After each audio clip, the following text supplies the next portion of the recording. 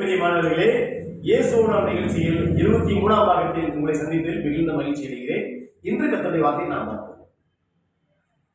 சங்கீதம் 91ஆம் அதிகாரம் 10ஆம் வசனம்.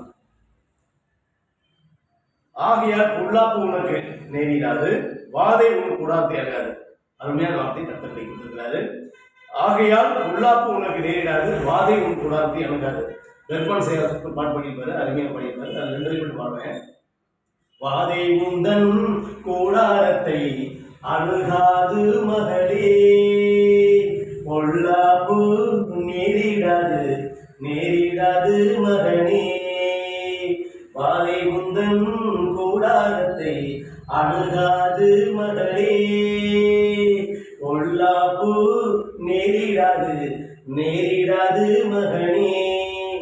ஆமீன். கர்த்தர் உங்களை பார்த்து நீ சொல்றாரு, உங்களுக்கு வாதையும் சரி பொல்லாப்பும் சரி உங்களை விட்டு விலகிறோம் அப்படி ஏசப்பா சொல்றாரு. வார்த்தையை கொடுத்த வார்த்தையை பார்த்தீங்கன்னா சங்கீதம் 91ஆம் அதிகாரம் 10ஆம் வசனம் பார்த்தீங்கன்னா,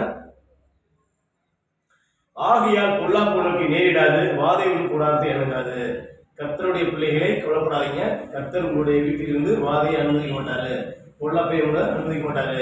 உங்களுடைய கர்த்தரை நம்பி இருக்கும்போது உங்களுடைய வாழ்க்கையில் ஜெயமா இருக்கணும். அது அநேக சத்துக்கள் மேலே உங்களுக்கு போராட்டம் வந்துட்டு இருந்துச்சுன்னா கர்த்தரை இருக்க பிடிச்சிருக்கீங்க. கர்த்தர் உங்களுக்கு வாதையிலிருந்து பொல்லாப்பிலிருந்து விலக்கி காத்தருவார்.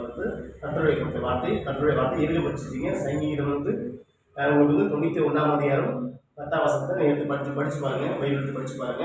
பைபிளில் இல்லாதவங்க பைபிள் நீங்கள் ஆன்லைன் கூட நீங்கள் பைபிளில் ஏற்றிக்கலாம். நீங்கள் அடுத்து பார்த்தீங்கன்னா தெரிஞ்சவங்க பைபிளில் கூட நீங்கள் எடுத்து நீங்கள் கேட்டு படிச்சு பாருங்க. அருமையான வார்த்தை கொடுத்துருக்கிறாரு.